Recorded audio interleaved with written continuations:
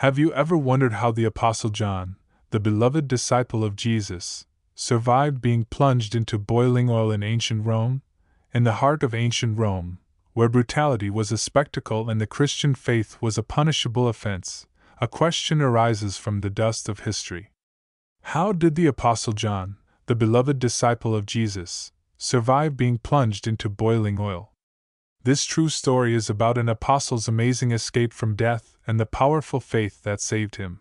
Emperor Domitian was the ruler of Rome, known for his cruelty, especially towards Christians. He liked things his way and wanted everyone to worship the Roman gods and treat him like a god. To Domitian, Christians were a big problem because they only wanted to worship their one God and follow Jesus' teachings, which didn't include bowing down to emperors or statues. In the middle of all this was John, a man who not only followed Jesus but was also one of his dearest friends. When Jesus was around, John was telling everyone about Jesus' love and how he came back to life after dying, a story that gave people a lot of hope and made them pay more attention to John than to Domitian. Seeing that John was winning over the hearts of many, Emperor Domitian felt threatened. He believed that by stopping John, he could keep his power and stop the spread of Christianity. So he ordered his soldiers to arrest John and bring him to face the emperor's justice. John was accused of going against the Roman way of life because of his belief in Jesus and for convincing others to do the same. Domitian thought that if he could make John afraid, he could make other Christians afraid too, and they would stop sharing about Jesus. Domitian's plan was to scare John into silence. But as events would unfold, things didn't go quite as the emperor had expected. The day came when John was led out into the heart of Rome, not for a quiet talk or a simple trial. He was taken to the Colosseum, the massive arena where crowds cheered for battles and blood. The people of Rome loved the games. They were like the biggest, most thrilling sports events we can imagine, but much scarier and deadlier. This day, the arena was buzzing for a different kind of spectacle. The emperor had promised them something unusual, something they hadn't seen before. Whispers spread through the crowd that a man of great faith was to be tested. Would his God save him from the empire's wrath? John stood in the center of the Colosseum, his eyes calm, his heart steady. He wasn't there to fight gladiators or wild beasts. His challenge was to face the emperor's cruel judgment in front of all these people. The Romans were expecting a show. They were curious to see what would happen to this man who dared defy the emperor's orders. The sun beat down on the sand of the arena as John looked up into the stands filled with faces waiting to see if his faith would falter. The soldiers stood ready, and the air was tense with expectation. But what was the emperor's plan? How would he try to break John's spirit and scare the growing group of Christians in Rome? John was about to face a test of his faith, one that would be told and retold for generations. But at this moment, nobody knew just what was in store for him, and the question lingered in the air: what could shake the conviction of a man who walked alongside Jesus? A pot of oil was set to boil, its vapors rising like the very gates of Hades opening. The masses gathered, their shouts a roar of anticipation for what they believed would be another display of imperial power over the obstinate Christians.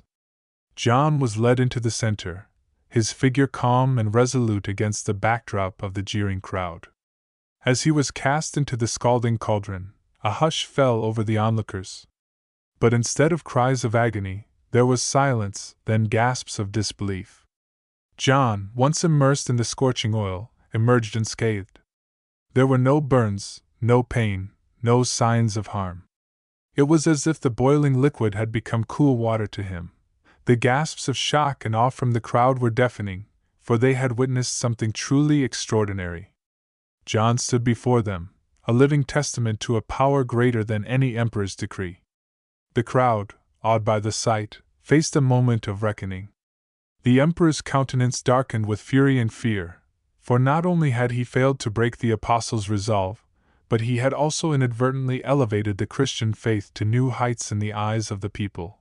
Seeing that he could not harm John, Domitian had no choice but to change his approach. He ordered John to be taken away, but not to be executed as originally intended. John had, in a way, become a symbol of the Christian faith's resilience, and Domitian wasn't quite sure how to deal with this unexpected outcome. When Domitian didn't know what to do with John, he exiled him to the Isle of Patmos. The Isle of Patmos was a place of desolation and exile, yet for John, it became a sanctuary of divine revelation. In his isolation, removed from the chaos of the world, John found a profound connection with God. The heavens opened to him, and he penned the apocalyptic visions that were revealed to him, visions of the end times, the final judgment, and the ultimate victory of good over evil. These writings, scribed with the authority of one who had stared into the face of death and emerged untouched, carried a weight of authenticity and urgency. The Book of Revelation, as it would come to be known, was a complex tapestry of prophecy and promise, a source of hope and perseverance for generations of believers to come. In the silence of Patmos, away from the roar of the Colosseum and the malice of the emperor, John's legacy was sealed.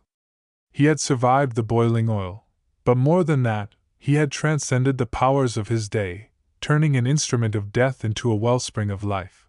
The solitude of Patmos did little to quell the Apostle John's influence.